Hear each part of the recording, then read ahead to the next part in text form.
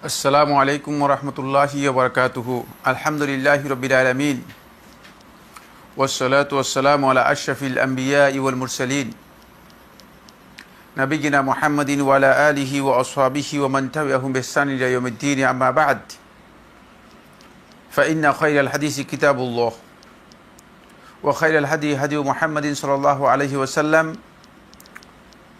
ওয়া শাররাল উমুরি মুহদাসাতুহা وكل محدثة بدعة وكل بدعة ضلالة وكل ضلالة في النار. يقول الله عز من قائل: هو الذي أرسل رسوله بالهدى ودين الحق ليظهره على الدين كله ولو كره المشركون. সম্মানিত সিদ্দিক মসজিদ কমপ্লেক্সের এই আয়োজনে অংশগ্রহণকারী দিনী ভাই বোনেরা, শুরুতে আপনাদের সবাইকে সিদ্দিক রাদিয়াল্লাহু তাআলা আনহু কমপ্লেক্স থেকে স্বাগত ও মোবারকবাদ জানাচ্ছি। আমাদের এই অনলাইন হালাকাতে আপনারা যারা অংশগ্রহণ করছেন, আমরা সবাইকে অনুরোধ করব, প্রথমেই আপনারা যথাসম্ভব আল্লাহ রাব্বুল আলামিনের সন্তুষ্টির জন্য এবং ইলমের এই প্রচারের জন্য আপনাদের ফেসবুকে আমাদের এই লাইভ প্রোগ্রামকে শেয়ার করার জন্য চেষ্টা করুন। আল্লাহ তাআলা আপনাদেরকে তৌফিক দান করুন। সুপ্রিয় দিনী ভাই বোনেরা, আমরা দাওয়াত ও সংস্কারের ক্ষেত্রে সেলেফদের মানহাজের উপর অত্যন্ত গুরুত্বপূর্ণ একটি কিতাব শেখ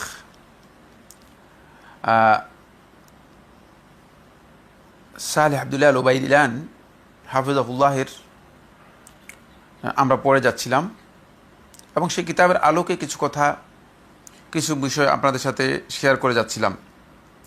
আপনারা নিশ্চয় জানেন যে আমরা যেই মূলনীতিকে সামনে রেখে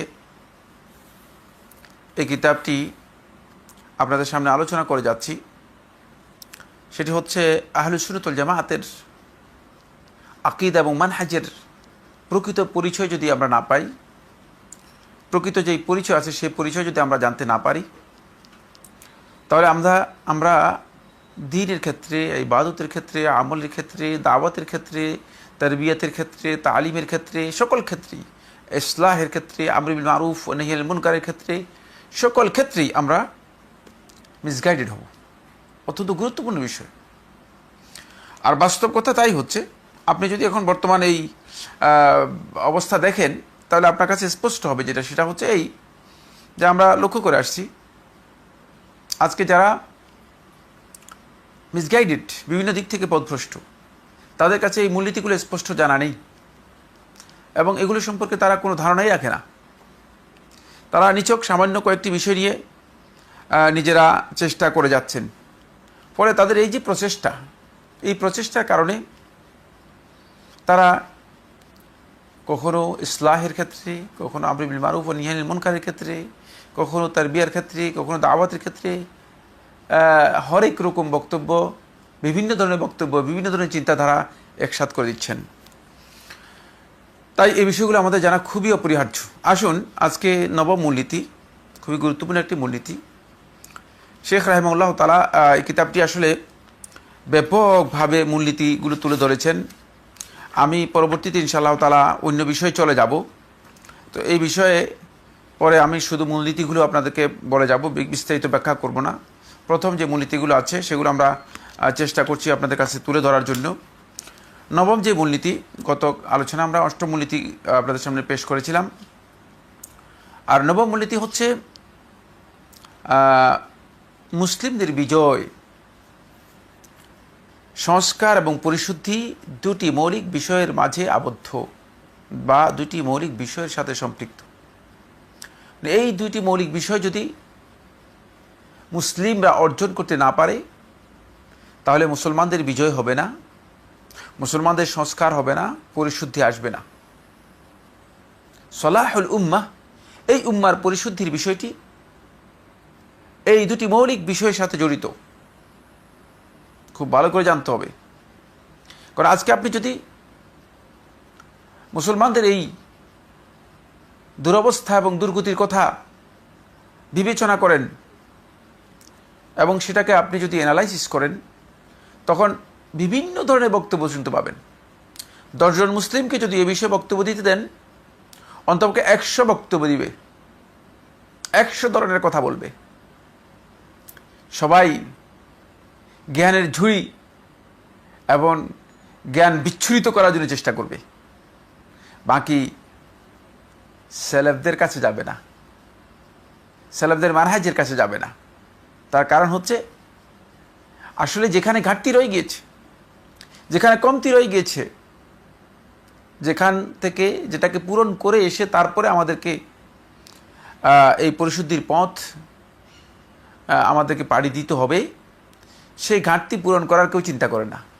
সবাই একটাই চিন্তা করেন, সবার কাছে একটাই বক্তব্য, সেটা হচ্ছে যিনি যে টার্গেট নিয়ে এসেছেন সেই টার্গেটে তিনি বক্তব্য দেবেন এবং তিনি নিজেকে জ্ঞানী, বিদ্বান, পণ্ডিত প্রমাণ করার জন্য চেষ্টা করবেন।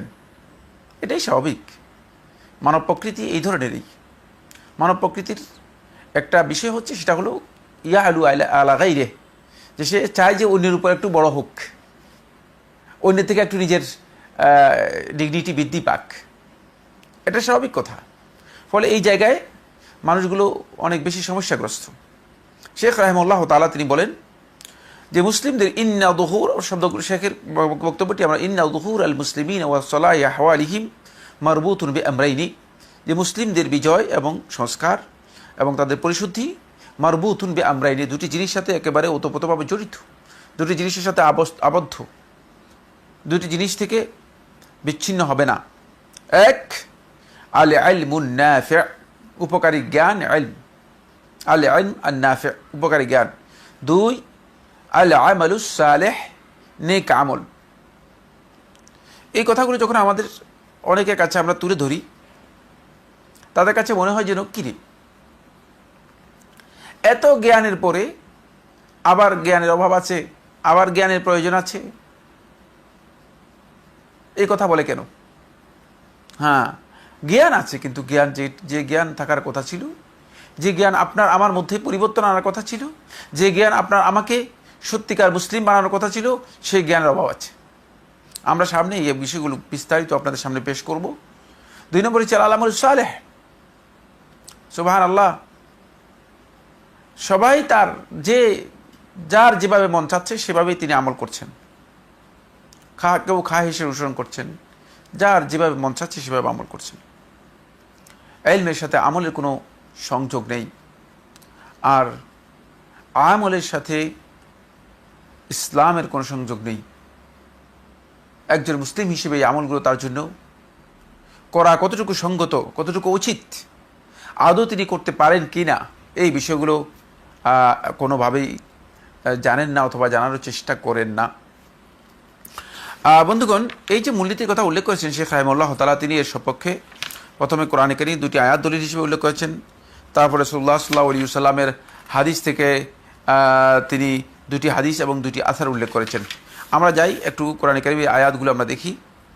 আল্লাহ সুবহানাহু ওয়া তাআলা কোরআনে কারীমে সূরা আত-তাওবা 33 নম্বর আয়াতের মধ্যে ইরশাদ করেন, সূরা আত-তাওবা 33 নম্বর আয়াতের মধ্যে ইরশাদ করেন, হুয়াল্লাযী আরসালা রাসূলাহু বিল হুদা ওয়া দীনিল হক, হুয়াল্লাযী, তিনি সেই সত্তা যিনি আরসালা রাসূলাহু, তার রাসূলকে প্রেরণ করেছেন, বিল হুদা, হুদা বলতে আল ইলম, হেদায়েত দিয়ে প্রেরণ করেছেন। আল হেদায়েত সেটাই হচ্ছে হুয়াল ইলমুন নাফি', এটাই হচ্ছে ইলমুন নাফি'। এটাকে আহলুত তাফসীরগণ তাফসীর করেছেন যে আল্লাহ সুবহানাহু ওয়া তাআলা তার রাসূলকে এমন একটা ইলম দিয়ে প্রেরণ করেছেন যেটা পুরোটাই হেদায়েত, এবং এটাই হচ্ছে দ্বীন, এটাই হচ্ছে হেদায়েত, এটাই হচ্ছে হুদা।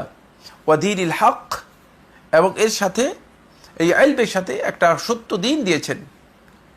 এখানে দীনুল হক বলতে আর শরিয়াকে বোঝানো হয়েছে, আল হুদা বলতে আল ইলমকে বোঝানো হয়েছে।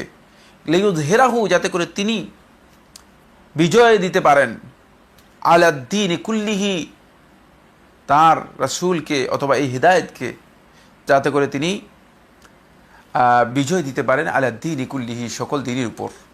ওয়ালাউ কারিহাল মুশরিকুন, যদিও মুশরিকরা সেটাকে অপছন্দ করে, যদিও মুশরিকরা সেটাকে অপছন্দ করে।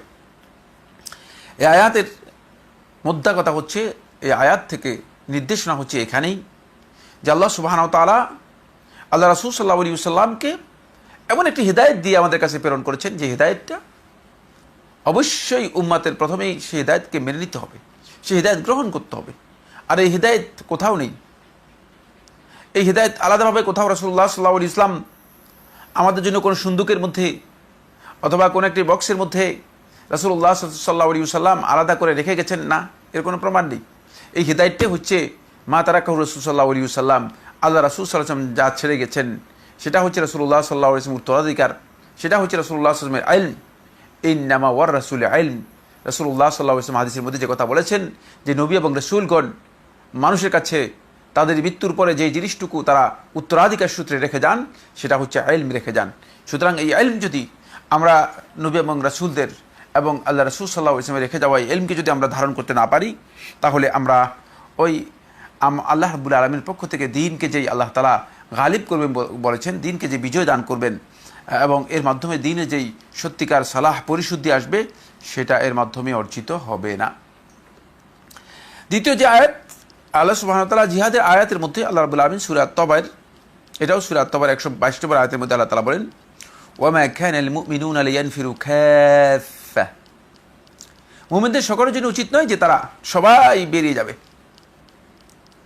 ফালাউলা নাফারা মিন কুল্লি ফিরকাতিন মিনহুম তাইফাতুন, যদি তাদের পক্ষ থেকে একটি গোষ্ঠী, তাদের প্রত্যেকটা গ্রুপ থেকে, প্রত্যেকটা দল থেকে যদি একটা গোষ্ঠী যদি বেরিয়ে আসে, এই জন্য লিয়াতাফাক্কাহু ফিদ্দীন, তারা দ্বীনের গভীর জ্ঞান অর্জন করার জন্য, এটা তাদের জন্য কতই না ভালো হতো। তাদের মধ্যে কি এখানে আল্লাহ তাআলা উৎসাহিত করতেছেন, তাদের মধ্যে কি প্রত্যেকটি গ্রুপ থেকে, প্রত্যেকটি দল থেকে যেন একটি গোষ্ঠী বেরিয়ে না আসে, এই জন্য যে তারা দ্বীনের জ্ঞান অর্জন করবে, দ্বীনের জ্ঞান অর্জন করার জন্য কি বেরিয়ে আসবে না।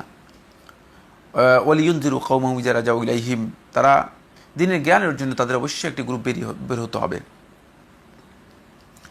ওয়ালিয়ুনযিরু কওমাহুম, এবং তারা তাদের জাতিকে ইযা রাজাউ ইলাইহিম, যখন তাদের কাছে ফিরে আসবে তাদেরকে এই জ্ঞান অনুযায়ী সতর্ক করবে, লাআল্লাহুম ইয়াহযারুন, যাতে করে তারা সতর্কতা অবলম্বন করতে পারে। এখান থেকে আল্লাহ সুবহানাহু ওয়া তাআলা ইঙ্গিত করেছেন যে ইলম অর্জন করতে হবে। আমাদের মধ্য থেকে একটি গ্রুপ, একটি গোষ্ঠী যারা ইলমের জন্য নিজেরা বেরিয়ে যেতে হবে, ইলমের জন্য যাদেরকে বের হতে হবে। ফাহাল্লা, ফালাউলা, এখানে ফাহাল্লা, কেন বের হচ্ছে না তাদের প্রত্যেকটি দল থেকে এমন একটি গোষ্ঠী যারা লিয়াতাফাক্কাহু ফিদ্দীন, যারা দ্বীনের জ্ঞান অর্জন করবে। সুতরাং দ্বীনের এই জ্ঞান অর্জন করার জন্য অবশ্যই একটি গ্রুপ বের হতে হবে, অন্যথায় তারা ক্ষতিগ্রস্ত হবে। আসুন, এরপরে তিনি রাসূলুল্লাহ সাল্লাল্লাহু আলাইহি ওয়াসাল্লাম একটি হাদিস বর্ণনা করেছেন, যে হাদিসটি আবু মুসা আশআরী রাদিয়াল্লাহু আনহু বর্ণনা করেছেন। সহিহ বুখারী হাদিস নম্বর ৭৯, সহিহ মুসলিম 2282। আবু মুসা আশআরী রাদিয়াল্লাহু আনহু বর্ণনা করেন, তিনি বলেন মাসালু মা বাআসানি আল্লাহু মিনাল হুদা ওয়াল ইলমি, আল্লাহ রাব্বুল আলামিন আমাকে যে হিদায়াত এবং ইলম দিয়ে প্রেরণ করেছেন তার উদাহরণ হচ্ছে, রাসূলুল্লাহ সাল্লাল্লাহু আলাইহি ওয়াসাল্লাম উদাহরণ দিয়ে বোঝাচ্ছেন, কামাসালিল গাইসিল কাসীর, এর উদাহরণ হচ্ছে প্রচুর বৃষ্টির মতো।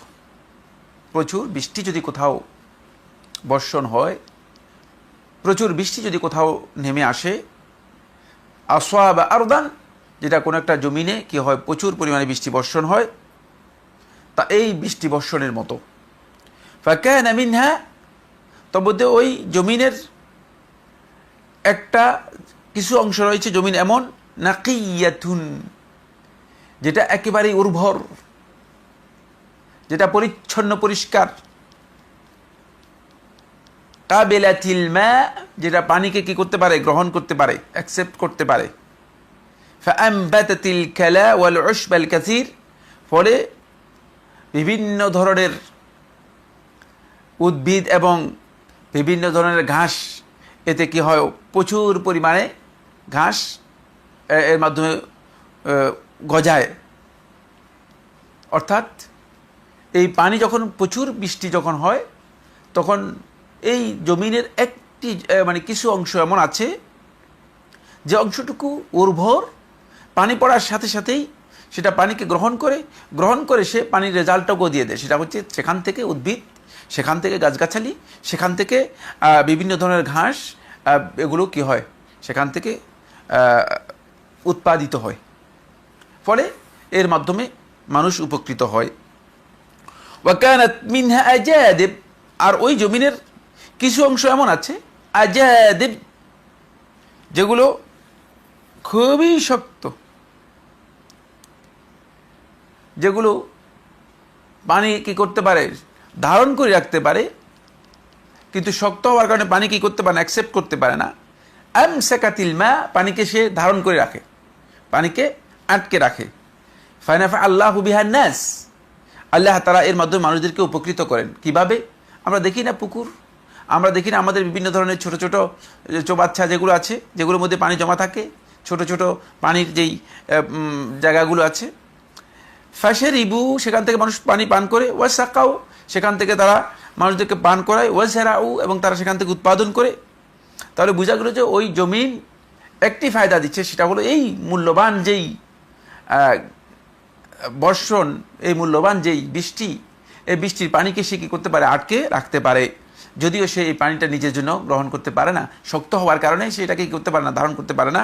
আর সেখান থেকে কোনো ধরনের উদ্ভিদ গজায় না, মানুষ উপকৃত হয় না। সে নিজে উপকৃত হয় কম, কিন্তু সে পানিটাকে ধারণ করে রাখতে পারে। ফলে ওয়াসাবাত মিনহা তাইফাতুন উখরা, আর ওই বৃষ্টি আরেক প্রকারের পানি এমন আছে, যেই আরেক প্রকারের জমিন এমন আছে, যে জমিনে বর্ষিত হয়ে থাকে। ইন্নামা হিয়া কিআন, এই জমিনটা হচ্ছে একেবারেই সমতল এবং শক্ত। কিআন বলা হয়ে থাকে এমন জমিন যেটা শক্ত, সমতল, পানি ধারণও করতে পারে না, আবার পানি কি করতে পারে না, গ্রহণও করতে পারে না। লা তুমসিকু মাআন, পানি ধারণ করতে পারে না। ওয়ালা তুমবিতু কালাআন, এবং কোনো ধরনের উদ্ভিদ অথবা ঘাস সেখানে কি করতে পারে না, উৎপাদন হয় না, পানি গ্রহণও করতে পারে না। তাহলে তিন প্রকারের জমির উদাহরণ দিয়ে রাসূলুল্লাহ সাল্লাল্লাহু আলাইহি ওয়াসাল্লাম বুঝাচ্ছেন যে আমি যেই জ্ঞান এবং হেদায়েত নিয়ে এসেছি, এই জ্ঞান এবং হেদায়েতের ক্ষেত্রে মানুষগুলো তিন ধরনের। গোটা মানব সভ্যতাকে আল্লাহ নবী সাল্লাল্লাহু আলাইহি ওয়াসাল্লাম অথবা গোটা উম্মতকে রাসূলুল্লাহ সাল্লাল্লাহু আলাইহি ওয়াসাল্লাম এখানে তিন প্রকারের উল্লেখ করেছেন। প্রথম প্রকার হচ্ছে যারা অ্যাকসেপ্ট করবে, অ্যাকসেপ্ট করার মধ্যে সে নিজেও এটাকে গ্রহণ করবে এবং সেখান থেকে ফলফলাদি দিয়ে সেটা মানুষদেরকে কী করবে, উপকৃত করবে। সেখান থেকে কিছু ফসল হবে, উৎপাদিত হবে, সে উৎপাদন থেকে মানুষ উপকৃত হবে। এটাই হচ্ছে হুয়াল ইলমুন নাফে, এটাই ইলমুন নাফের উদাহরণ। এটাই হচ্ছে উপকারী ইলম, যে ইলমটা অর্জন করার মাধ্যমে আপনি নিজেও উপকৃত হবেন, যে ইলমের মাধ্যমে আপনি অন্যেরও উপকার করতে পারবেন। এটা হচ্ছে ইলমুন নাফে।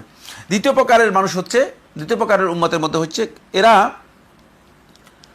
রাসূলুল্লাহ সাল্লাল্লাহু আলাইহি ওয়াসাল্লাম যেই বিশাল হিদায়াত এবং জ্ঞানের ভান্ডার নিয়ে এসেছেন, এটাকে তারা ধারণ করতে পারবে, রেখে মুখস্থ করে রেখে দেবে, এটাকে অন্যের কাছে সাপ্লাই দিতে পারবে, এখান থেকে মানুষ নিতে পারবে, কিন্তু তারা এটাকে যেভাবে অ্যাকসেপ্ট করা দরকার সেভাবে হয়তো অ্যাকসেপ্ট করতে পারবে না। আর তৃতীয় প্রকারের মানুষ উম্মতের মধ্যে হয়েছে যারা এর দিকে মন দিবে না, এর দিকে এটাকে গ্রহণ করবে না, বরং এটা নিজের জন্য কোনো কল্যাণ আসবে না, অন্যেরও কোনো কল্যাণে আসবে না। এই উদাহরণ রাসূলুল্লাহ সাল্লাল্লাহু আলাইহি ওয়াসাল্লাম ফাযালিকা মাসালু মান ফাকহুয়া ফি দীনিল্লাহ, এটা হচ্ছে ওই ব্যক্তির উদাহরণ যে ব্যক্তি আল্লাহর দ্বীনের জ্ঞান অর্জন করবে। ওয়া নাফআহু বিমা মা বাআসানি আল্লাহু বিহি, এবং আল্লাহ তাআলা যা দিয়ে আমাকে প্রেরণ করেছেন তার মাধ্যমে তাকে উপকৃত করবে। ফাআলিমা, সে জ্ঞান অর্জন করবে। ওয়া আল্লাম, প্রথম দল জ্ঞান অর্জন করবে এবং অন্যকে শিক্ষা দিবে। ওয়া মাসালু লাম ইয়ারফা বিযালিকা রাসান, আর যে ব্যক্তি আমি যা নিয়ে এসেছি সেদিকে মোটেও মানে কি করবে না, মাথা ঘামাবে না, সেদিকে মোটেও দৃষ্টি দিবে না। ওয়ালাম ইউকবিল হুদাল্লাহি আল্লাযী উরসিলতু বিহি, এবং আল্লাহ রাব্বুল আলামিন যেই হিদায়াত দিয়ে আমাকে প্রেরণ করেছেন সেই হিদায়াতের দিকে মোটেও অগ্রগামী হবে না। এটা হচ্ছে তার উদাহরণ, অর্থাৎ সে এটাকে গ্রহণ করতে পারবে না। এখানে রাসূলুল্লাহ সাল্লাল্লাহু আলাইহি ওয়াসাল্লাম স্পষ্ট করে আল্লাহ সুবহানাহু ওয়া তাআলা যেই হিদায়াত দিয়ে প্রেরণ করেছেন আল্লাহ নবী সাল্লাল্লাহু আলাইহি ওয়াসাল্লামকে, রাসূলুল্লাহ সাল্লাল্লাহু আলাইহি ওয়াসাল্লাম সেটা স্পষ্ট করে তুলে ধরেছেন। বন্ধুগণ, দ্বিতীয় দলিল এটা হচ্ছে এই হাদিসটি উল্লেখ করেছেন, এটা আব্দুল্লাহ ইবনে আমর ইবনে আস রাদিয়াল্লাহু তাআলা থেকে বর্ণিত হাদিস। আব্দুল্লাহ ইবনে আমর রাদিয়াল্লাহু তাআলা বর্ণনা করেন, রাসূলুল্লাহ সাল্লাল্লাহু আলাইহি ওয়াসাল্লাম বলেন, ইন্নাল্লাহা লা ইয়াকবিদুল ইলমা ইনতিজাআন, আল্লাহ তাআলা ইলমকে ছিনিয়ে নিয়ে যাবেন না, এবং ইলমকে আল্লাহ রাব্বুল আলামিন ইয়ানতাজিউ মিনাল ইবাদ, বান্দাদের কাছ থেকে, বান্দাদের অন্তর থেকে ইলমটাকে আল্লাহ রাব্বুল আলামিন একবারে এভাবে করে চিন্তাই করে যেভাবে মানুষ নিয়ে যায় এভাবে উঠিয়ে নেবেন না। আল্লাহ রাব্বুল আলামিন মানুষের কাছ থেকে ইলম এভাবে উঠাই নেবেন না। হঠাৎ করে দেখবেন যে একদিন ঘুম থেকে জাগ্রত হলেন, আর পৃথিবীর আল্লাহর পক্ষ থেকে যত অবতীর্ণ ইলমের যেই ধারা আছে সবগুলো ধারা আপনি দেখতে পাচ্ছেন যে সবগুলো কি হয়ে গিয়েছে, সবগুলো হারিয়ে গিয়েছে, চলে গিয়েছে। এমনটি কোনোদিন হবে না, এমনটি কোনোদিন হবে না। আল্লাহ রাব্বুল আলামিন এভাবে আল্লাহর বান্দাদেরকে কাছ থেকে ইলম উঠিয়ে নেবেন না। ওয়ালাকিন, কিন্তু আল্লাহ তাআলা ইয়াকবিদুল ইলমা বিকাবদিল উলামা, আল্লাহ রাব্বুল আলামিন ইলম উঠাবেন কিভাবে, কিভাবে ইলমকে আল্লাহ তাআলা উঠিয়ে নেবেন? বিকাবদিল উলামা, আলেমদেরকে আস্তে আস্তে উঠানোর মাধ্যমে, আলেমদেরকে কবজ করার মাধ্যমে, আলেমদেরকে মৃত্যু দেওয়ার মাধ্যমে। সুতরাং যখনই আপনি শুনবেন বন্ধুগণ কোথাও কোনো আলেমের মৃত্যু হয়েছে, তাহলে আপনি বুঝবেন যে এটা উম্মার জন্য ঘাটতি। আলেমদের সম্মান আমরা করতে পারিনি, আলেমদের মর্যাদা আমরা বুঝিনি। ফলে আমরা আলেমদের সাথে অনেকেই আছে যে বিভিন্ন ধরনের অশালীন আচরণ করে থাকি, বিভিন্ন ধরনের মন্তব্য, খারাপ কথা আমরা বলে থাকি। আলেমদের ক্ষেত্রে এই আচরণ কোনোভাবেই সঙ্গত নয়। যদি আপনি শুনেন যে কোনো আলেমের মৃত্যু হয়েছে, যদি তিনি হক্কানি আলেম হয়ে থাকেন, কোরআন এবং সুন্নাহর অনুসারী হয়ে থাকেন, তার মধ্যে যদি এমন কোনো বিভ্রান্তি না থাকে যে বিভ্রান্তি কুফরের পর্যায়ে হতে পারে, অথবা যে বিভ্রান্তি হেদায়েত থেকে মানুষদেরকে বঞ্চিত করে দলালাত বিভ্রান্তির কারণ হতে পারে, যদি এমন আলেম হয় থাকে অবশ্যই তার মর্যাদা আছে, তাকে মর্যাদা দেবেন। ওয়ালাকিন ইয়াকবিদুল ইলমা বিকাবদিল উলামা, আর আলেমদের উঠিয়ে নেওয়ার মাধ্যমে আল্লাহ তাআলা কি করবেন? ইলম উঠিয়ে নেবেন। হাত্তা ইজা লাম ইউবকি আলিমান, যখন একজন আলেম অবশিষ্ট থাকবে না, ইত্তাখাযান নাসু রুউসান জুহালান, মানুষ কিছু জাহেল মূর্খ নির্বোধদেরকে তাদের নেতা হিসেবে গ্রহণ করে নেবে। আজকে আমরা দেখতে পাই কিছুটা আলামত, মানে কিছুটা সিম্বল আমাদের কাছে প্রকাশিত হচ্ছে।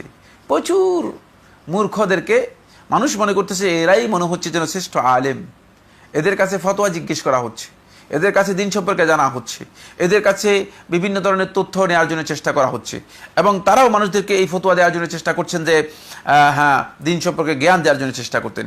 ইত্তাখাযান নাসু রুউসান জুহালান ফাসুইলু, এরপর তাদেরকে প্রশ্ন করা হয়, তাদের কাছে জিজ্ঞেস করা হয়, ফতোয়া চাওয়া হয়। ফাআফতাউ, তারা বেগাইরি ইলমিন, ইলম ছাড়া ফতোয়া দেন। ফাদাল্লু ওয়া আদাল্লু, নিজেরাও পথভ্রষ্ট হন, অন্যদেরকেও পথভ্রষ্ট করেন। বন্ধুগণ, এই হাদিস থেকে আমরা স্পষ্ট করে কথা বুঝতে পেরেছি যে ইলমের গুরুত্ব কত বেশি। কারণ ইলম যদি না থাকে, সত্যিকার ইলমুন নাফি যদি না হয়ে থাকে, তাহলে মানুষ হেদায়েতের পথ পাবে না, নিজেরাও পথভ্রষ্ট হয়ে যাবে এবং অন্যদেরকেও পথভ্রষ্ট বিভ্রান্ত করবে। আরেকটি হাদিস, এই হাদিসটি জিয়াদ ইবনে লাবিদ রাদিয়াল্লাহু তাআলা আনহু বর্ণনা করেন, তার কাছ থেকে বর্ণিত। হাদিসটি ইমাম আহমদ বিন হাম্বল তার মুসনাদের মধ্যে বর্ণনা করেছেন 4th খণ্ডের 160 পৃষ্ঠায়। ইবনে মাজাহ তার সুনানের মধ্যে বর্ণনা করেছেন 4048। শেখ মোহাম্মদ নাসিরউদ্দিন আলবানী রাহমাতুল্লাহি আলাইহি সহিহ সুনান ইবনে মাজাহের মধ্যে হাদিসটিকে সহিহ বলেছেন। আন জিয়াদ ইবনে লাবিদ রাদিয়াল্লাহু তাআলা আনহু قال, জিয়াদ ইবনে লাবিদ রাদিয়াল্লাহু তাআলা বলেন, যাকার নবী সাল্লাল্লাহু আলাইহি ওয়াসাল্লাম শাইআন, রাসূলুল্লাহ সাল্লাল্লাহু আলাইহি ওয়াসাল্লাম একটি মানে লম্বা একটি ঘটনার সাথে সম্পৃক্ত হওয়ার কারণে নবী সাল্লাল্লাহু আলাইহি ওয়াসাল্লাম একটি কথা উল্লেখ করলেন। ফাকালা, তারপর রাসূলুল্লাহ সাল্লাল্লাহু আলাইহি ওয়াসাল্লাম বলেন, যাকা ইনদা আওয়ানি যাহাবিল ইলমি, যে এটা এখনই তো দেখা যাচ্ছে যে ইনদা আওয়ানি যাহাবিল ইলম, ইলম চলে যাওয়ার, ইলম উঠে যাওয়ার সময় এই বিষয়টি ঘটবে। কুলতু ইয়া রাসূলুল্লাহ, আমি প্রশ্ন করলাম, হে আল্লাহর রাসূল সাল্লাল্লাহু আলাইহি ওয়াসাল্লাম, ওয়া কাইফা ইয়াযহাবুল ইলমু ওয়া নাহনু নাকরাউল কুরআন, কিভাবে ইলম উঠে যাবে হে আল্লাহর রাসূল সাল্লাল্লাহু আলাইহি ওয়াসাল্লাম, কিভাবে ইলম চলে যাবে? ওয়া নাহনু নাকরাউল কুরআন, আমরা তো কোরআন পাঠ করি এবং আমরা কোরআন পাঠ করছি। ওয়া নুকরিহু আবনাআনা, আমরা আমাদের সন্তান থেকে কোরআন পাঠ করাবো, আমরা আমাদের সন্তান থেকে কোরআন পাঠ করাচ্ছি। ওয়া ইউকরিউহু আবনাউনা আবনাআহুম, আর আমাদের সন্তানরা তাদের সন্তানদেরকে কোরআন পাঠ করাবে। ইলা ইয়াউমিল কিয়ামা, কিয়ামত পর্যন্ত তো কোরআন এভাবে পড়তেই থাকবে, কোরআন এভাবে চলতেই থাকবে। তাহলে বোঝা যাচ্ছে কোরআন যে আমাদেরকে পাঠ করতে বলা হয়েছে, সেই কোরআন তো অবশ্যই আমরা পাঠ করে যাচ্ছি, আমরা কোরআনের পাঠ শিক্ষা দিচ্ছি, তাহলে এরপরেও কিভাবে ইলম উঠে যাবে? ক্বালা সাকিলাতকা উম্মুকা ইয়া জিয়াদ, রাসূলুল্লাহ সাল্লাল্লাহু আলাইহি ওয়াসাল্লাম বলেন, সাকিলাতকা উম্মুকা ইয়া জিয়াদ, হে জিয়াদ, তোমার মা তোমাকে হারিয়ে ফেলুক। এটি আরবি একটি প্রবচন, আরবি ভাষার একটা প্রবচন। মানে এর মাধ্যমে রাসূলুল্লাহ সাল্লাল্লাহু আলাইহি ওয়াসাল্লাম বুঝাচ্ছেন যে মানে জিয়াদ, কি হলো তোমার, এত ক্ষুদ্র কথা তুমি এভাবে মানে বলছো কেন? এটা তো খুবই সহজ বিষয়, উপলব্ধির জন্য এটা খুবই সহজ কথা। সাকিলাত খাও মুসকাইয়া জিয়াদ, তোমার মা তোমাকে হারিয়ে ফেলুক, তুমি এমন কথা বলছো। ইন কুনতু লা আরাকা মিন আফকাহি রাজুলিন বিল মদিনা, আমি তো মনে করতাম তোমাকে মদিনার সবচেয়ে জ্ঞানী পণ্ডিত ফাকিহ যাদের জ্ঞান আছে তাদের মধ্যে একজন আমি মনে করতাম। আওয়ালাই সাহাজ হাজিহিল ইয়াহুদ ওয়া নাসারা, তুমি কি দেখো না এই যে ইহুদি এবং খ্রিস্টান যারা আছে, ইয়াকরাউনা তাওরাত ওয়াল ইনজিল, তারা তাওরাত এবং ইনজিল তেলাওয়াত করে, তাওরাত এবং ইনজিল পড়ে, লা ইয়ামালুনা বিশাইইম মিম্মা ফীহিমা, অথচ তাওরাত ইনজিলের যা কিছু আছে এগুলোর কিছুই তারা আমল করে না, কিছুই তো নেই তাদের কাছে। তাওরাত ইনজিল তারা শুধুমাত্র পাঠ করে থাকে, তাওরাত ইনজিলের শুধুমাত্র তারা পাঠ করছে, কিন্তু তাওরাত ইনজিলের কিছুই তারা কি করতেছে না, অনুসরণ করতেছে না। এখান থেকে আল্লাহ রাসূল সাল্লাল্লাহু আলাইহি ওয়াসাল্লাম ইঙ্গিত করেছেন যে একটি সময় আসবে যে সময় ইলম উঠে যাবে, যে সময় ইলম উঠে যাওয়ার পরে শুধু ইলম যে উঠে যাবে তা নয়, এমনকি আমল পর্যন্ত উঠে যাবে, যেটা জিয়াদ ইবনে লাবিদ রাদিয়াল্লাহু তাআলা আনহু হাদিস থেকে স্পষ্ট বোঝা যাচ্ছে। এবং আল্লাহ সুবহানাহু ওয়া তাআলা এভাবেই এই ইলমটাকে কি করবেন, উঠিয়ে নিয়ে যাবেন। এরপরে শেখ রাহিমাহুল্লাহু তাআলা হাফিজাহুল্লাহু তাআলা তিনি দুটি আসার উল্লেখ করেছেন। একটি আসার আদি ইবনে হাতিম রাদিয়াল্লাহু তাআলাকে বর্ণনা করেছেন, যে আসারটি ইবনে আহমদ ইবনে হাম্বল রহমতুল্লাহ তার মুসনাদের মধ্যে বর্ণনা করেছেন 4th খণ্ডে 378 পৃষ্ঠায়। ইমাম তিরমিজি রহমতুল্লাহ তার সুনানের মধ্যে বর্ণনা করেছেন 2953, 2954, এবং শেখ মোহাম্মদ নাসিরউদ্দিন আলবানী রহমতুল্লাহ আলাইহি সহিহার মধ্যে 3263 নম্বর হাদিস, যেটাকে সহিহ বলেছেন। আদি ইবনে হাতিম রাদিয়াল্লাহু তাআলা আনহু বর্ণনা করেন, তিনি বলেন যে ইন্নাল মাগদুব আলাইহিম, যে কোরআনে কারীমের সূরা আল ফাতিহার মধ্যে আল্লাহ সুবহানাহু ওয়া তাআলা আমাদেরকে দুইটি পথ থেকে, আল্লাহ রাব্বুল আলামিন আমাদেরকে দূরে সরে যেতে বলেছেন এবং দুটি পথ থেকে আমাদেরকে সতর্ক করেছেন। একটা হচ্ছে মাগদুবে আলাইহিম, যাদের উপর আল্লাহ তাআলার গজব ক্রোধ যাদের উপর পড়েছে, পতিত হয়েছে। আরেক দল হচ্ছে আদ-দাল্লিন, যারা পথভ্রষ্ট হয়েছে। এই দুটি আয়াতে, দুটি কথার তাফসীরের মধ্যে আদি ইবনে হাতিম বর্ণনা করেন, তিনি বলেন ইন্নাল মাগদুব আলাইহিম, মাগদুব আলাইহিম হচ্ছে যাদের উপর আল্লাহ তাআলার ক্রোধ পতিত হয়েছে, যাদের উপর আল্লাহ তাআলার গজব নাজিল হয়েছে, তারা হচ্ছে আল ইয়াহুদ, ইহুদিরা। সুতরাং ইহুদি সম্প্রদায় নিশ্চিত জানতো আল মাগদুব আলাইহিম হচ্ছে তারাই। ওয়া ইন্না নাস আদ-দাল্লিন, আর পথভ্রষ্ট হচ্ছে যারা রাস্তা হারিয়ে ফেলেছে, জ্ঞান বিচ্যুত হয়ে গিয়েছে, আন-নাসারা, তারা হচ্ছে খ্রিস্টানরা। এই হাদিস থেকে বোঝা যায় বন্ধুগণ স্পষ্ট করে এই কথা যে ইহুদি এবং খ্রিস্টান তারা হচ্ছে মাগদুবে আলাইহিম এবং দাল্লিন, পথভ্রষ্ট। আর এই পথভ্রষ্ট এবং গজব দুইটারই কারণ হচ্ছে ইলমের বিচ্যুতির কারণে। সামনে আমরা সেটা আলোচনা করব ইনশাআল্লাহ তাআলা। আব্দুল্লাহ ইবনে মাসউদ রাদিয়াল্লাহু তাআলা বর্ণিত আরেকটি আসার তিনি উল্লেখ করেছেন 4 নম্বর, সেটা হচ্ছে এই আসারটি বর্ণনা করেছেন ইমাম দারমি রহমতুল্লাহ তার সুনানের মধ্যে 188 নম্বর। আব্দুল্লাহ ইবনে মাসউদ রাদিয়াল্লাহু বলেন, লা ইয়াতি আলাইকুম জামানুন ইল্লা ওয়া হুয়া আশাররু মিম্মা কানা ক্বাবলাহু, জেনে রাখো এমন কোন সময় তোমাদের কাছে আসবে না যার পরের সময়টা তোমাদের জন্য পূর্ববর্তী সময় চেয়ে খারাপ হবে না, পরের সময়টা খারাপ হবেই। সুতরাং বন্ধুগণ, আমাদের অনেকে হয়তো মনে করছেন যে সামনে হয়তো আরো ভালো সময় আসবে। এই বক্তব্য রাসূলুল্লাহ সাল্লাল্লাহু আলাইহি ওয়াসাল্লামের সাহাবায়ে কেরামগণ দেননি। আব্দুল্লাহ ইবনে মাসউদ রাদিয়াল্লাহু তাআলা বক্তব্য থেকে আমাদের কাছে এটা প্রতীয়মান হয়, স্পষ্ট করে, সেটা হচ্ছে এই লা ইয়াতি আলাইকুম জামানুন ইল্লা ওয়া হুয়া শার, যে সামনে যেই সময় তোমাদের কাছে আসবে হুয়া আশাররু, সেটা অনেক বেশি তোমাদের জন্য ক্ষতিকর হবে মিম্মা কানা ক্বাবলাহু, এর আগের সময়ের চেয়ে। আমা ইন্নী লা আনি আমিরান খায়রাম মিন আমির। তারপরে আব্দুল্লাহ ইবনে মাসউদ রাদিয়াল্লাহু তাআলা আনহু আমাদেরকে ব্যাখ্যা করে বলে দিচ্ছেন, আমা জেনে রাখো, ইন্নী লা আনি, আমি এর মাধ্যমে এটা উদ্দেশ্য করছি না যে আমিরান খায়রাম মিন আমির, যে তোমাদের একজন আমিরের থেকে আরেকজন ভালো আমির হবে, এই কথা আমি বলছি না। ওয়ালা আমান আকসাবা মিন আম, যে এক বছরের চেয়ে আরেক বছর তোমাদের জন্য মানে এই উর্বর হবে এবং উৎপাদনশীল হবে, এটা আমি বুঝছি না।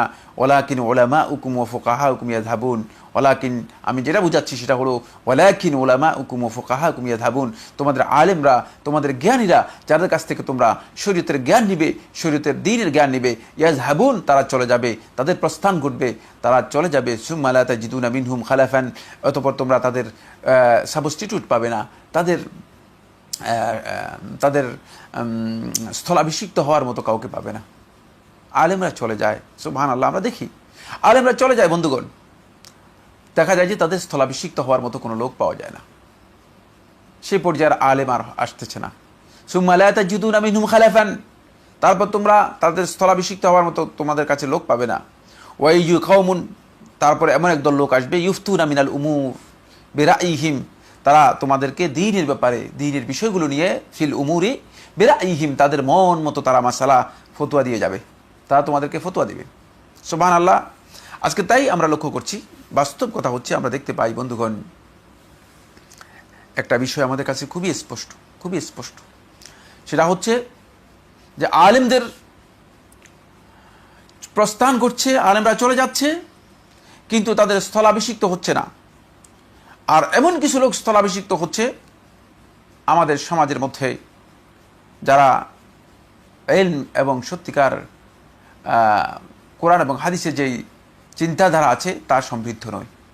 ফলে তারা মানুষদেরকে এমন বিষয়ে ফতোয়া দিচ্ছে, এমন বিষয়ে মানুষদেরকে বোঝানোর জন্য চেষ্টা করছে, যার মাধ্যমে মানুষ হেদায়েত লাভ করছে না, বরং মানুষ পথভ্রষ্ট হচ্ছে। এবং তারা নিজেরাও সত্যিকার বিভ্রান্তি এবং বস্ত্রতার মধ্যে তারা নিজেরাও রয়েছে। আসুন বন্ধুগণ, আমরা এরপরের বিষয়টি আলোচনা করি। এখানে ফদিলাতুল শেখ হাফিজাহুল্লাহ তাআলা তিনি কথা বুঝিয়েছেন যে সালাহুল উম্মাহ ফালাহুহা মুরতাবিতুন বিআমরাইন, যে মুসলিম উম্মার সংশোধন, সংস্কার এবং তাদের কল্যাণ এবং উন্নতি দুটি মৌলিক বিষয়ের সাথে সম্পৃক্ত। এই দুটি বিষয় অবশ্যই আমাদেরকে কল্যাণের জন্য, সংস্কারের জন্য আমাদের কাছে থাকতেই হবে। এক নম্বর হচ্ছে আল ইলমুন নাফি', উপকারী জ্ঞানী। আমার বন্ধুগণ, সেই জ্ঞান, যে জ্ঞানের মধ্যে উপকার আছে, যে জ্ঞানের মধ্যে উপকার আছে। আমরা অনেকেই ইলমুন নাফি' কাকে বলা হয় থাকে সেটা আমরা বুঝি না। ফলে আমরা দেখা যায় যে ইলমুন নাফি', যে উপকারী জ্ঞান কোনটি সেটা আমরা ভালো করে আয়ত্ত করতে পারি না। অনেকের ধারণা হচ্ছে যে মানে সকল প্রকার জ্ঞানই আসলে এর মধ্যে অন্তর্ভুক্ত না। ইলমুন নাফি' এর প্রকৃত পরিচয় হচ্ছে যাতে চারটি বৈশিষ্ট্য এবং শর্ত পূরণ হবে। খুব ভালো করে খেয়াল করুন। এক নম্বর হচ্ছে আল ইনকিয়াদ, পরিপূর্ণরূপে আল্লাহ এবং তার রাসূলের বশ্যতা, আল্লাহ এবং তার রাসূলের আনুগত্য থাকতে হবে। তাআতুল্লাহি ওয়া তাআতু রাসূলিহ, আল্লাহ এবং তার রাসূলের আনুগত্য যেখানে আছে সেটা হচ্ছে ইলমুন নাফি'। এমন ইলম অর্জন করলেন যে ইলমের মধ্যে আল্লাহ এবং তার রাসূলের আনুগত্য নেই, এটা ইলমুন নাফি' না। এই জন্য ইলমুন নাফি'র প্রথম শর্ত হচ্ছে এখানে আনুগত্য আছে কিনা। আনুগত্য অবশ্যই থাকতে হবে। আল্লাহ এবং তার রাসূলের আনুগত্যের মধ্যেই কল্যাণ রয়েছে। বন্ধুগণ, সাহাবায়ে কেরামগণের ইলম দেখুন না। সাহাবায়ে কেরামগণ রাসূলুল্লাহ সাল্লাল্লাহু আলাইহি ওয়াসাল্লামের কাছ থেকে যে জ্ঞান নিয়েছেন, সেই জ্ঞানের মধ্যে সাহাবায়ে কেরামগণ আল্লাহ রাসূল সাল্লাল্লাহু আলাইহি ওয়াসাল্লামকে যেই বিষয়ে প্রশ্ন করেছেন, রাসূলুল্লাহ সাল্লাল্লাহু আলাইহি ওয়াসাল্লাম যেটা উত্তর দিয়েছেন সেটাই মেনে নিয়েছেন। আমরা আজকে যখন আমাদের আলেমদের কাছে যাই, তখন আমরা প্রশ্ন করি যে আলেমদেরকে কিভাবে আমি আমার বক্তব্যটুকু আলেমদের কাছে এস্টাবলিশ করতে পারি, অথবা আমি আমার ধারণাটাকে, আমার চিন্তাকে আলেমদের মধ্যে কিভাবে প্রবেশ করাতে পারি। আল্লাহ এবং তার রাসূলের আনুগত্যের উদ্দেশ্য থাকে না, ইলম অর্জন করার উদ্দেশ্য থাকে না। এই জন্য যে ইলমের মধ্যে আল্লাহ এবং তার রাসূলের আনুগত্য নেই, এটা বুঝবেন যে সেই ইলমটা ইলম নাফি নয়। দুই নম্বর হচ্ছে, আমাদের সময় কমের জন্য আমরা খুব দ্রুত যাব। দুই নম্বর যে বিষয়টি সেটা হলো আল ইলম এর ইলমুন নাফি'র আরেকটি পরিচয় হচ্ছে আল আমল। যে ইলমের সাথে আমল সম্পৃক্ত সেই ইলম হচ্ছে ইলমুন নাফি'। বন্ধুগণ, আমল নাই এমন ব্যক্তির ইলম যদি উহুদ পাহাড় পরিমাণ হয়ে থাকে, তার ইলম তার জন্য উপকারী নয়, তার ইলম উম্মতের জন্য কোনো উপকারী নয়। এর চেয়ে কোনো ব্যক্তি যদি 1 কলস 2 কলস পরিমাণ ইলমের অর্জন করে থাকে, আর তার মাধ্যমে সে নিজে উপকৃত হয়, নিজে আমল করে এবং অন্যকে আমল করার জন্য সহযোগিতা করতে পারে, ওই ব্যক্তির ইলম ওই উহুদ পাহাড় পরিমাণ যার ইলম রয়েছে তার চেয়েও অনেক উপকারী। এটা খেয়াল রাখতে হবে। এই জন্য ইলমের সাথে যদি আমল না থাকে, তাহলে আপনি নিশ্চিত বুঝবেন যে এই ইলমুন নাফি' না, এই ইলমুন নাফি' না। আজকে আমাদের সমাজের মধ্যে ইলম চর্চা খুব ব্যাপকতা লাভ করেছে। আমরা দেখতে পাই যে আমাদের বন্ধুরা অনেকেই ব্যাপকভাবে ইলম চর্চা করছেন, কিন্তু আমলের দিক থেকে শূন্যতা অনেক বেশি, আমলের কোনো গুরুত্বই নেই। তাই যদি ইলম চর্চা করার পরে ইলম থেকে আমল আপনার মধ্যে গ্রো না করে, ইলমটা যদি আমলে পরিণত না হয়, তাহলে আপনি বুঝবেন যে আপনার ইলমটা ইলমুন নাফে নয়। খুব সহজ মূলনীতি আমি আপনাদেরকে বলে দিচ্ছি। 3 নম্বর মূলনীতি হচ্ছে, আপনার ইলম থেকে যদি আল জাদাল ওয়াল মুআরাদা, আপনার ইলমটা যদি আপনাকে তর্ক বিতর্ক এবং বিরোধিতার দিকে নিয়ে যায়, তাহলে আপনি বুঝবেন যে আপনার ইলমটা ইলমুন নাফে না। তর্ক বিতর্কের বিষয় সাহাবায়ে কেরামদের কাছ থেকে পাওয়া যায়নি। সুবহানাল্লাহ। আজকে আমরা যখন দেখি যে ইলম অর্জন করছে আমাদের বন্ধুগণ, তাদের মধ্যে আমরা লক্ষ্য করি যে ব্যাপকভাবে তর্ক বিতর্ক তৈরি হচ্ছে।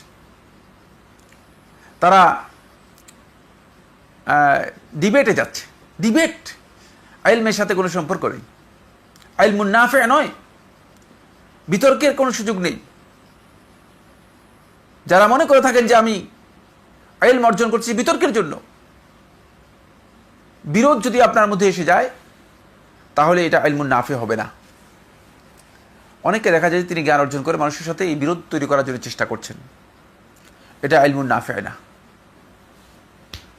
ইলম আপনাকে জিদালের দিকে, একজন আরেকজনের সাথে বাড়াবাড়ির দিকে, অথবা আপনার বাক বিতণ্ডার দিকে নিয়ে যাবে না। ইলমের মানে পরিচয় হচ্ছে যে ইলম মানুষদেরকে এই দিকে কখনো ধাবিত করে না। যার ইলম এই কাজের দিকে তাকে ধাবিত করবে, তাড়িত করবে, বুঝতে হবে যে তার ইলমটা ইলমুন নাফে না। সে হয়তো মনে করছে যে তার ইলমটা ইলমুন নাফে, আসলে তার ইলমটা ইলমুন নাফে না। 4 নম্বর বৈশিষ্ট্য হচ্ছে ইলমুন নাফের, বা 4 নম্বর শর্ত হচ্ছে আল খাশিয়াত ওয়াত তাওয়াদু, আল্লাহর ভীতি, আল্লাহ ভয় এবং বিনয় যদি কোনো ইলমের মধ্যে না থাকে, তাহলে সেই ইলমটা ইলমুন নাফে হবে না। ইলমুন নাফে হবে না। এই যে আল্লাহর ভয় নেই, ইলমের মধ্যে, ইলমের সাথে আল্লাহর ভয় সম্পৃক্ত হয়নি, যার ইলমটা ইলমুন নাফে হবে না। বন্ধুগণ, আমরা এরপরে যে পয়েন্টটি নিয়ে আমি আপনাদের সাথে কথা বলবো, সেটা হচ্ছে ইলম এবং আমলের বিষয়ে। দ্বিতীয় পয়েন্টটি বলেছেন তিনি, সেটা হলো ওয়াল আমালুস সালেহ, নেক আমল হতে হবে। আমালুস সালেহের পরিচয় আমরা বিস্তারিত দেব না, আপনাদের অনেকেরই জানা আছে। আমালুস সালেহের জন্য শর্ত হচ্ছে, এই আমলটা আল্লাহর জন্য সন্তুষ্টির জন্য হতে হবে, এই আমলটা ঈমান দীপ্ত হতে হবে, ঈমান নির্ভর হতে হবে।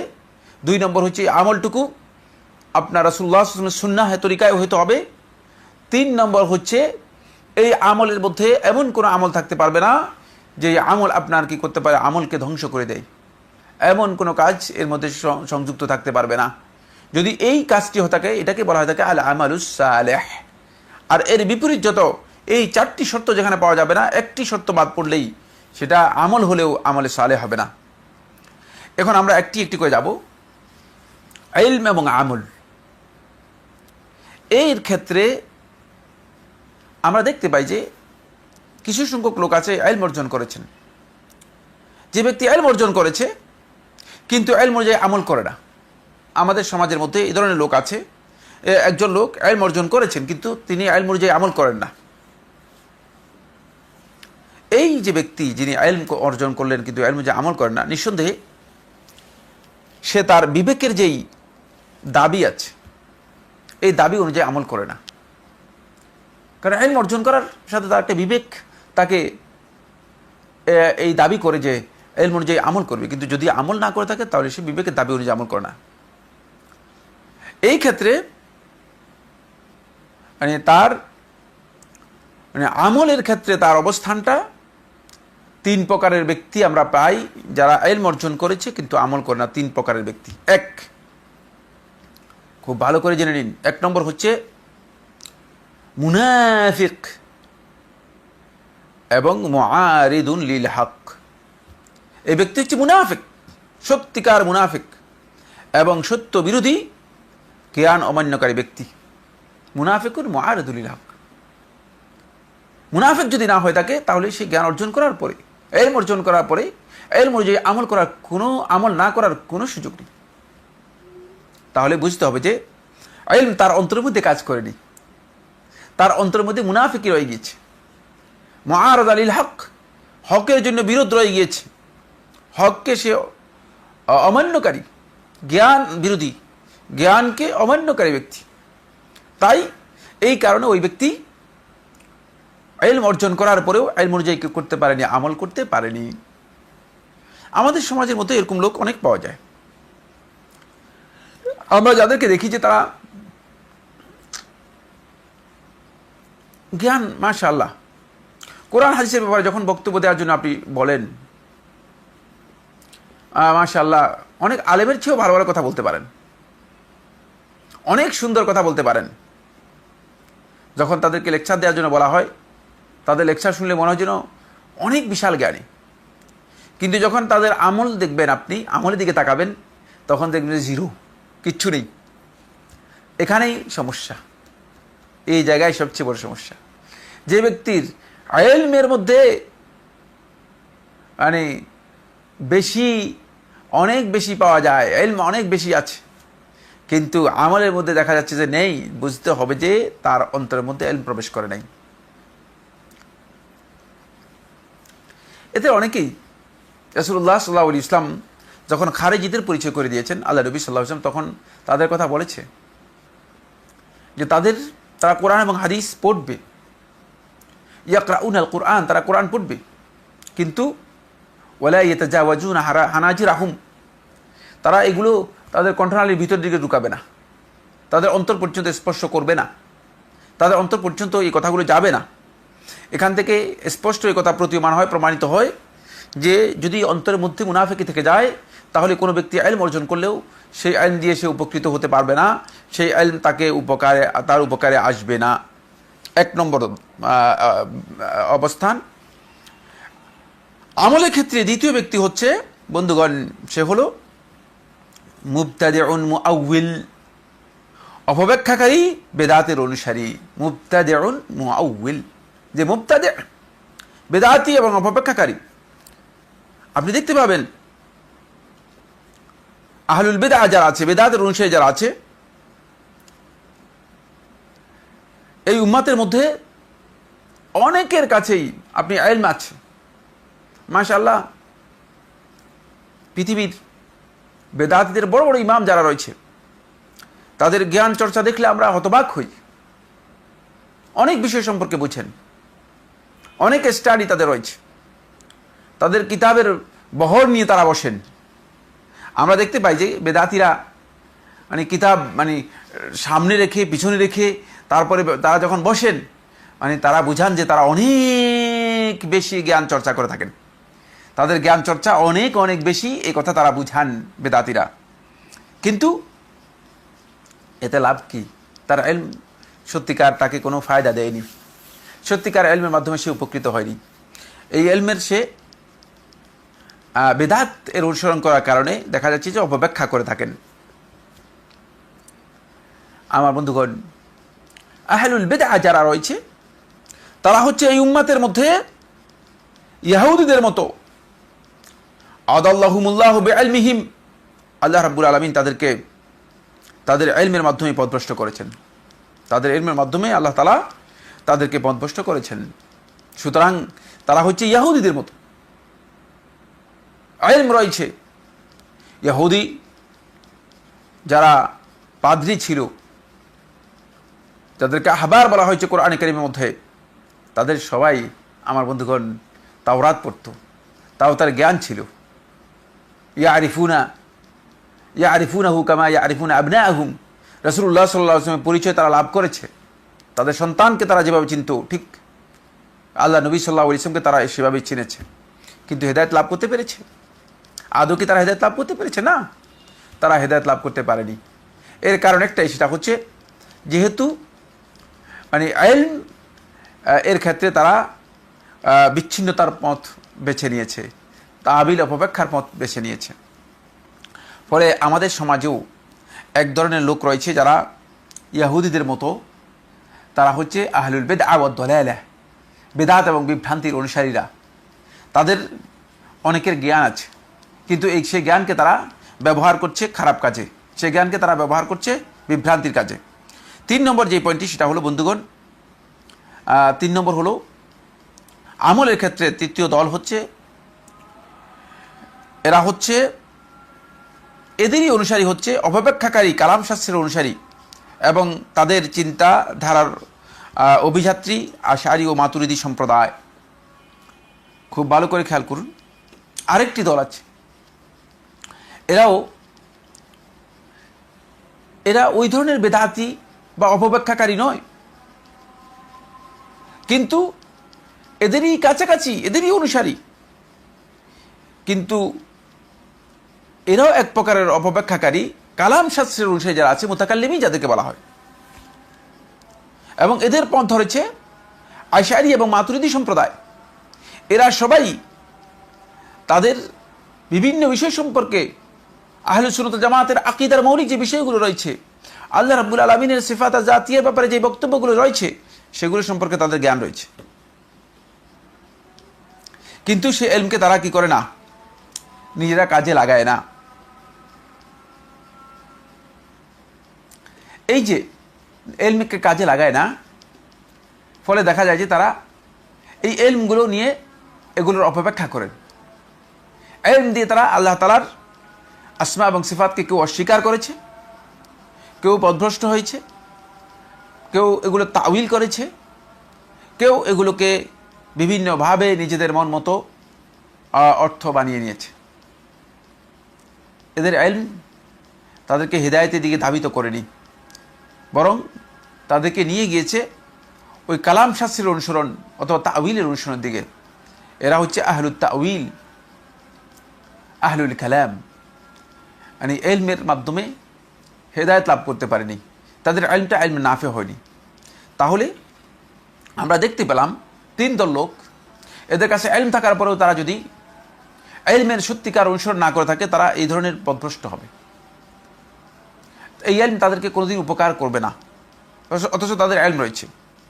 দ্বিতীয় ধারা হচ্ছে ওই ব্যক্তি, যে ব্যক্তি ইলম অর্জন করেনি কিন্তু আমল করেছে এবং ইলমবিহীন আমলের চেষ্টা করে যাচ্ছে। এই প্রকার আমলের ক্ষেত্রে মানুষ বা আল্লাহর বান্দাগণ পাঁচ ভাগে বিভক্ত বা পাঁচটি ধারা রয়েছে, যে কথাগুলো শেখ হাফিজাহুল্লাহ তাআলা এখানে উল্লেখ করেছেন। আমি সময়ের কারণে হয়তো বিস্তারিত আলোচনা করতে পারবো না, সময়ের দিকে লক্ষ্য রেখে আমরা একটু দ্রুত বলতে চাই। এক নম্বর পয়েন্ট হচ্ছে, যারা প্রথম গ্রুপ বা প্রথম দল হচ্ছে যারা পাক্কা প্রবৃত্তির অনুসারী,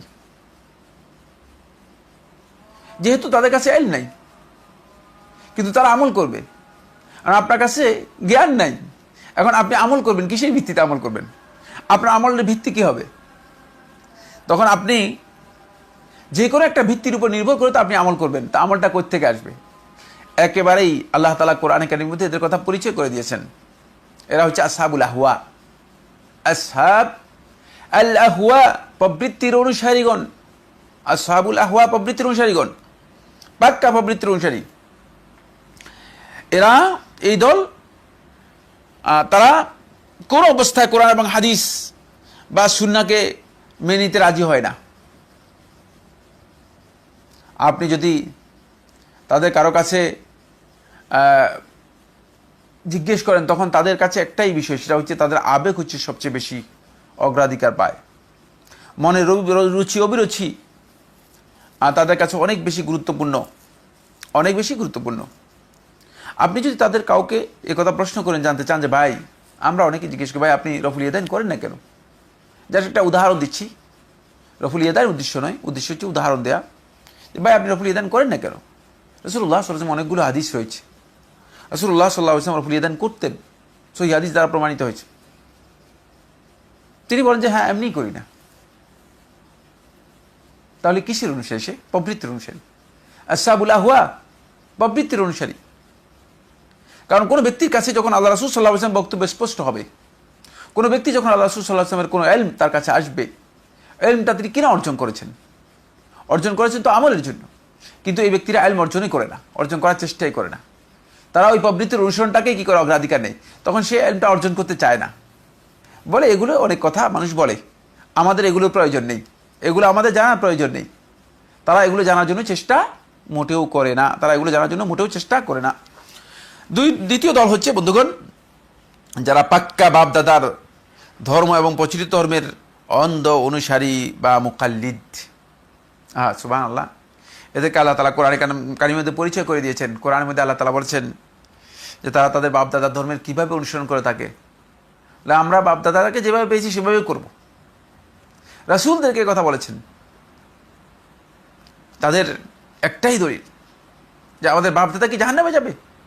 সুবহানাল্লাহ, এই বক্তব্য কোরআনের মধ্যে রয়েছে এবং কোরআনের এই বক্তব্যটাই আজকে আমাদের সমাজের মানুষের কাছেও আমরা শুনতে পাই।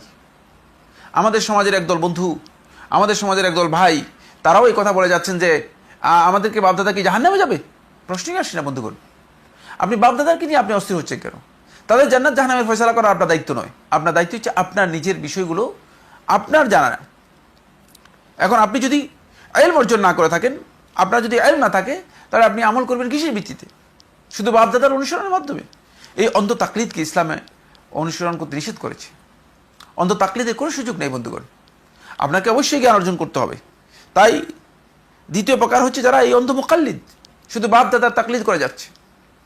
তাদের কাছে একটাই দলিল, কোরআন হাদিসের কোনো দলিল তাদের কাছে নেই, যেহেতু তাদের কাছে কোনো ইলম নেই। তাদের কাছে একটাই দলিল, বাপদাদাকে আমরা করতে এইভাবে দেখেছি। বাপদাদা কি ভুল করেছেন? বাপদাদা কি জাহান্নামে যাবেন? বাপদাদা কি খারাপ লোক ছিল?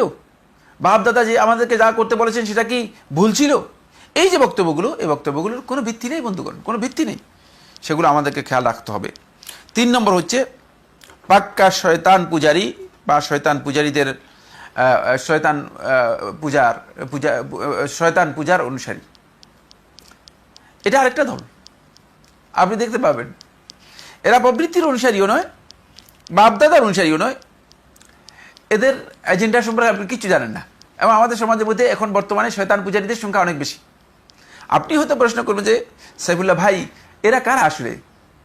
এরা হচ্ছে ওই সমস্ত ব্যক্তিরা যাদের এজেন্ডাগুলো আমাদের কাছে স্পষ্ট নয়। শয়তান পূজারীদের মাবুদ দেখা যায় না, এইগুলো বাতাসে ঘুরে। শয়তানকে দেখতে পাচ্ছেন আপনি? প্রবৃত্তির পূজারী, তার প্রবৃত্তি আছে, এই জন্য প্রবৃত্তির অনুসরণ করে। আর মুকাল্লিদ অন্ধ বাপদাদার অনুসারী বাপদাদার অনুসরণ করে যাচ্ছে। কিন্তু শয়তান পূজারী যে আছে, সে বাপদাদার অনুসরণ করে না। সে নূতন নূতন ওই শয়তান যে সমস্ত এজেন্ডাগুলো মার্কেটে চালু করে দেয়, বাতাসের মধ্যে যেগুলো পাওয়া যায়। বাতাস তো এখন আমাদের কাছে খুব বহুল আলোচিত একটি বিষয়ে পরিণত হয়েছে। বাতাসের অপর নামই হচ্ছে মিডিয়া বন্ধুগণ। বাতাসের অপর নামই হচ্ছে social media, Facebook, Twitter, YouTube. এগুলোর মাধ্যমে শয়তান আমাদের কাছে তার বিভিন্ন প্রজেক্ট তুলে ধরে। ওই শয়তানের প্রজেক্টগুলো যারা, এগুলো নিয়ে যারা দৌড়াদৌড়ি করে, এগুলো নিয়ে যারা চেষ্টা করে যায়, তারাই হচ্ছে শয়তান পূজারী। তাদের মাবুদকে ভালো করে দেখা যায় না। এদের এসব এজেন্ডা তৎপরতা আপনি খুব সহজে বুঝতে পারবেন। অনেক প্রচুর এখন অনেকে আছেন। ইসলাম এর ক্ষেত্রে তার অবস্থানটা প্রচ্ছন্ন, ধর্মের ব্যাপারে অবস্থান প্রচ্ছন্ন, প্রবৃত্তির অনুসারীও নয়, আবার বাপদাদার ধর্মের অনুসারী নয়। দেখা যাচ্ছে যে তিনি শয়তানের এজেন্ডার অনুসারী। এই ধরনের ব্যক্তির সংখ্যা প্রচুর সমাজের মধ্যে আছে।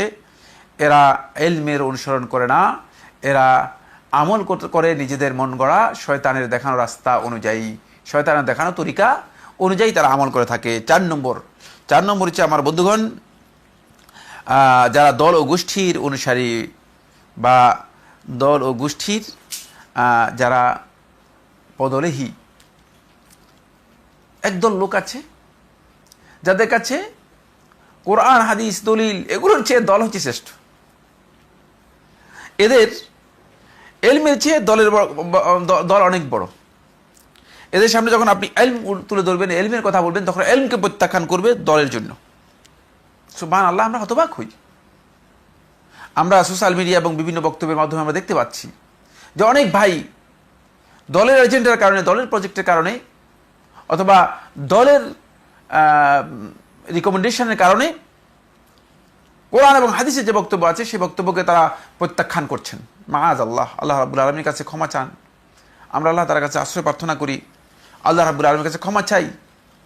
এই কাজটি ভয়ঙ্কর। কিন্তু ফলে এই প্রকারের লোক বা এই দল, এরাও বিচ্যুত। এরা ইলম এর অনুসরণ করে না, এরা দলের অনুসরণ করে।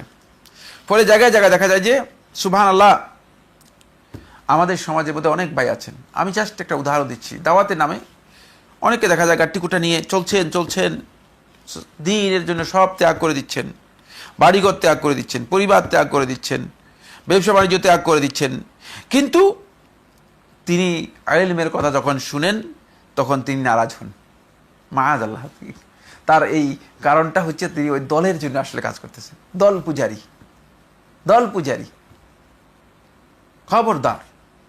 খবরদার, আপনি যেখানে যেটাকে অগ্রাধিকার দিবেন, যেটা আপনার মানহাজ হবে, সেটা হচ্ছে ইলম, সেখানে আপনি দলকে অগ্রাধিকার দিচ্ছেন। এই ধরনের শুধু একটা উদাহরণ দিচ্ছি, এটা কিন্তু আরো অনেক কথা রয়েছে এখানে যেগুলো আমাদেরকে জানতে হবে বন্ধুগণ। এর কারণ কি? কারণ হচ্ছে একটাই, সেটা হচ্ছে যে আমরা ইলমের চেয়ে তাহাজ্জুবকে, মানে দলের এই সম্পৃক্ততাকে আমরা অনেক বেশি কি করেছি, গুরুত্ব দিয়েছি। ফলে এরা ইলম অনুযায়ী আমল করে না, আর এদের কাছে ইলম নাই, এরা দলের ধারায় চলছে, দলের পূজায় চলছে, দলের দিকে যাচ্ছে। 5 নম্বর আরেকটি গ্রুপ, যারা সুফি দর্শনের অনুসারী বা পীর পূজারী। এই একটা দর্শন যে এখানে এই দর্শনের মধ্যে একটাই কথা, সেটা হলো আপনি শুধুমাত্র মানে এই হুজুরের মুরিদ হতে পারলেই যথেষ্ট, সকল দায় দায়িত্ব তার। আর এদের জন্য ইলম অর্জন করা হারাম করে দেয়, তারা ইলম অর্জন করাকে হারামই করে দেয়। জ্ঞানের কথা বললে বা জানতে চাইলে আর তাদেরকে মুরিদই করা হয় না, এদের মুরিদই করা যাবে না। তারা বেশিরভাগ ক্ষেত্রে এই উদাহরণ দিয়ে থাকেন এবং বলে থাকেন যে মুরিদ হচ্ছে পীরের কাছে মৃত লাশের মতো, যেভাবে খুশি যা খুশি তাই করতে পারবেন, কোনো বাধা নেই, বাধা থাকার কথা না, বাধা থাকতে পারবে না। আস্তাগফিরুল্লাহ, আল্লাহ তাআলার কাছে ক্ষমা চাই। এবং এই যে ইলম থেকে আমরা দূরে সরে গিয়ে, এই কথাগুলো খুব ভালো করে বুঝুন, ইলম থেকে আমরা দূরে সরে গিয়ে যে এই অনুসরণে আমরা চলে গিয়েছি, ফলে আমাদের সমাজের মধ্যে যারা এই দর্শন নিয়ে কাজ করছেন তাদের কাছে ইলমের কোনো চর্চা নেই। তাদের আমল হচ্ছে শুধুমাত্র হুজুর কি বলছে সেগুলো করবেন, তারা হুজুরের আমল, ইলমের কোনো ভিত্তি তাদের কাছে নেই। তো আমরা যদি আসলে আমাদের আমলের ভিত্তি যদি এই প্রকারে নিয়ে যাই, 5 প্রকারের আমলের ভিত্তি আমি আপনাদের সামনে পেশ করেছি বন্ধুগণ, এই সবগুলোই বিভ্রান্তি এবং এগুলো ইলম নির্ভর আমল নয়। এই দলগুলোর আমল ইলম নির্ভর নয়। ইলম নির্ভর যদি আমল করে থাকেন তাহলে আপনার কাছে প্রবৃত্তির অনুসরণ আসতে পারবে না। যে বক্তব্যের মধ্যে প্রবৃত্তির অনুসরণ আছে সেটাকে আপনি প্রত্যাখ্যান করবেন। ইলম নির্ভর যদি আপনি আমল করে থাকেন তাহলে আপনার কাছে অন্ধ তাকলিদ, বাপদাদার অনুসরণ, আপনি বাপদাদার প্রচলন, বাপদাদার ধর্ম বা প্রচলিত ধর্মের বক্তব্যকে আপনাকে প্রত্যাখ্যান করতে হবে, ইলমকে গ্রহণ করতে হবে। যদি বাপদাদা ধর্মের সাথে সেটা সাংঘর্ষিক হয়, বাপদাদা ধর্ম যা বলে সেটা যদি ইলম আপনাকে কি করতে প্রত্যাখ্যান করতে বলে, সেটাকে আপনি প্রত্যাখ্যান করতেই হবে। আপনি যদি সত্যিকার ইলমের অনুসারী হয়ে থাকেন তাহলে আপনি শয়তানের যে এজেন্ডা আছে, বক্তব্য আছে, সেটাকে আপনি কোনোভাবে মেনে নিতে পারবেন না।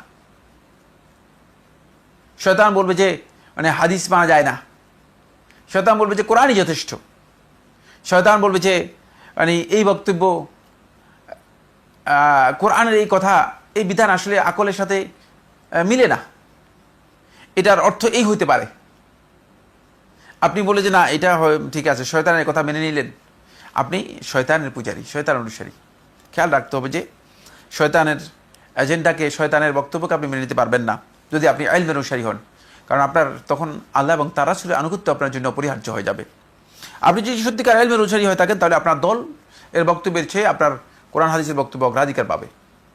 কোরআন হাদিস যদি এটাকে হারাম বলে থাকে, আর দল অথবা কোনো গোষ্ঠী অথবা কোনো জাতি অথবা কোনো গ্রুপ যদি বলে দেয় এটা হালাল, এটা বৈধ, এটা আপনার জন্য বৈধ হবে না, এটা আপনার জন্য বৈধ হবে না। এরপরে ঠিক একই কথা বলেছি যারা সুফি দর্শনের বিশ্বাসী, তাদের ব্যাপারেও একই বক্তব্য। সুবহানাল্লাহ বন্ধুগণ, এই জন্যই আল্লাহ সুবহানাহু ওয়া তাআলা আমরা দেখতে পাই কোরআনে কারীমের মধ্যে আল্লাহ রাব্বুল আলামিন সূরাত আল ফাতিহার মধ্যে আল্লাহ সুবহানাহু ওয়া তাআলা যখন হিদায়াতের কথা উল্লেখ করেছেন, আসহাবুস সিরাতুল মুস্তাকিমের পরিচয় করে দিয়েছেন, সিরাতুল মুস্তাকিমের পরিচয় করে দিয়ে আল্লাহ রাব্বুল আলামিন সিরাতুল মুস্তাকিম থেকে দুইটি গ্রুপকে বাদ দিয়েছেন। তিন প্রকারের মানুষের পরিচয় সূরাতুল ফাতিহার মধ্যে আল্লাহ তাআলা করে দিয়েছেন। এক দল হচ্ছে আল্লাযীনা আনআমতা আলাইহিম, আল্লাযীনা আনআমা আল্লাহু আলাইহিম, যাদের উপর আল্লাহ তাআলা নিয়ামত দিয়েছেন, যাদের উপর আল্লাহ রাব্বুল আলামিন নিয়ামত দিয়েছেন, এরা হচ্ছে আহলুস সিরাতুল মুস্তাকিম, এরাই সিরাতুল মুস্তাকিমের অনুসারী। এরা কারা? এরাই হচ্ছে ওই দল আল্লাযীনা জামাউ বাইনাল ইলমিন নাফি ওয়াল আমালিস সালিহ, যারা ইলমুন নাফি উপকারী জ্ঞান এবং আমালুস সালিহ নেক আমলের মধ্যে সমন্বয় করতে পেরেছে, দুইটাকে একসাথ করতে পেরেছে। এদেরকে আল্লাহ সুবহানাহু ওয়া তাআলা কোরআনে কারীমের মধ্যে প্রশংসা করেছেন। সূরাতুন নিসায়ের ৬৯ নম্বর আয়াতের মধ্যে আল্লাহ সুবহানাহু ওয়া তাআলা বলেন, ওয়া মান ইউতিইল্লাহা ওয়া রাসূল, যে আল্লাহর আনুগত্য করলো এবং রাসূলের আনুগত্য করলো, ফাউলাইকা মাআল্লাযীনা আনআমা আল্লাহু আলাইহিম, তারা হচ্ছে ওই সমস্ত ব্যক্তিদের সাথে থাকবে, আল্লাযীনা আনআমা আল্লাহু আলাইহিম, যাদের উপর আল্লাহ রাব্বুল আলামিন নিয়ামত দিয়েছেন, মিনান নাবিয়্যিন, নবীদের মধ্য থেকে, ওয়াস সিদ্দীকিন, এবং সিদ্দিকিনদের মধ্য থেকে, ওয়াস শুহাদা, শুহাদাদের মধ্য থেকে, ওয়াস সালিহিন, এবং সৎকর্মশীলদের মধ্য থেকে। অর্থাৎ এরা হচ্ছে যাদের উপর আল্লাহ তাআলা নিয়ামত দিয়েছেন, নবী, সিদ্দিক, শহীদ এবং সৎকর্মশীল, এদের পরিচয়। ওয়া হাসুনা উলাইকা রফিকা, আর কতই না উত্তম সাহচর্য হচ্ছে এদের সাথে যারা সাহচর্য লাভ করবে, এরা কতই না উত্তম সঙ্গী হবে। এখান থেকে বোঝা যায় বন্ধুগণ যে এরা হচ্ছে সবচেয়ে বেশি আল্লাহ তাআলার কাছে প্রিয় মানুষ, আহলুস সিরাতুল মুস্তাকিম। এরপর আল্লাহ সুবহানাহু ওয়া তাআলা দুই দল লোক থেকে আমাদেরকে দূরে থাকতে বলেছেন, আল মাগদুবি আলাইহিম, যারা আখাযুল ইলমা ফাকাত ওয়া তারাকুল আমল, যারা ইলম অর্জন করেছে কিন্তু আমলকে কি করেছে? বর্জন করেছে। আর দ্বিতীয় দল হচ্ছে আদ-দাল্লুন, বিভ্রান্ত পথভ্রষ্ট, যারা আখাযুল আমল ওয়া তারাকুল ইলম, যারা আমল গ্রহণ করেছে কিন্তু ইলম কি করেছে? বর্জন করেছে। প্রথম দলের পরিচয় দিয়েছি, তারা হচ্ছে ইহুদি সম্প্রদায়। দ্বিতীয় দলের পরিচয় দিয়েছি, তারা হচ্ছে খ্রিস্টান সম্প্রদায়। এই জন্য শেখুল ইসলাম ইবনে তাইমিয়া রাহমাতুল্লাহ আলাইহি বলেন যে মুসলিম উম্মার মধ্যে যারা ইলম অর্জন করার পরে ইলম অনুযায়ী আমল করবে না, তাদের মধ্যে ইহুদিদের সাদৃশ্য রয়ে গিয়েছে। কোনো বিষয় সম্পর্কে জ্ঞান অর্জন করার পর সেই জ্ঞান অনুযায়ী যদি কোনো ব্যক্তি আমল না করে থাকে, তাহলে তার অবস্থানটা হচ্ছে ইহুদিদের অবস্থানের মতোই, ইহুদিদের সাদৃশ্য তার মধ্যে রয়ে গেছে। আর যারা ইলম অর্জন না করে আমল করার জন্য চেষ্টা করে থাকে, তাদের সাদৃশ্য হচ্ছে খ্রিস্টানদের সাদৃশ্যের মতো, তারা ইলম ছাড়াই পথভ্রষ্ট বিভ্রান্ত হয়েছে। সুতরাং যদি কেউ পথভ্রষ্ট হয়ে যায় ইলম অর্জন করার পরও, হ্যাঁ উলাইকাল ইয়াহুদ, তারা ইহুদিদের মতো। আর যদি কেউ ইলম নাই কিন্তু আমলের ক্ষেত্রে পথভ্রষ্ট হয়ে থাকে, তাহলে তাদের উদাহরণ হচ্ছে খ্রিস্টানদের মতো। খ্রিস্টানরা তাদের কাছে ইলমের সমাহার ঘটেনি, তারা ইলমটাকে বর্জন করেছে, কিন্তু তারা ইলম ছাড়া আমল নিয়েছে ধারণামূলকভাবে। ফলে খ্রিস্টানদের কাছে কোনো ভিত্তি নেই, তাদের কাছে কোনো ধরনের ভিত্তি নেই, ভিত্তি ছাড়াই তারা কি করেছে? আমল করার চেষ্টা করেছে। তাই মুসলিম উম্মার বন্ধুগণ, প্রত্যেকটি ব্যক্তিকে খেয়াল রাখতে হবে যে আমি আমার ইলমের ক্ষেত্রে এবং আমলের ক্ষেত্রে আমি কি আসলেই এই যে আসহাবুস সিরাতুল মুস্তাকিম, সিরাতুল মুস্তাকিমের যারা সত্যিকার অনুসারী আছে, আমি কি তাদের পথের অনুসরণ করছি, নাকি আমি তাদের পথকে পরিহার করে বর্জন করে আমি সিরাতুল মুস্তাকিমের যে পথ রয়েছে সেই পথ বাদ দিয়ে আমি প্রবৃত্তির যে পথ আছে সেই পথের অনুসরণ করে যাচ্ছি, সেটা ইহুদিদের পথ অথবা খ্রিস্টানদের পথ।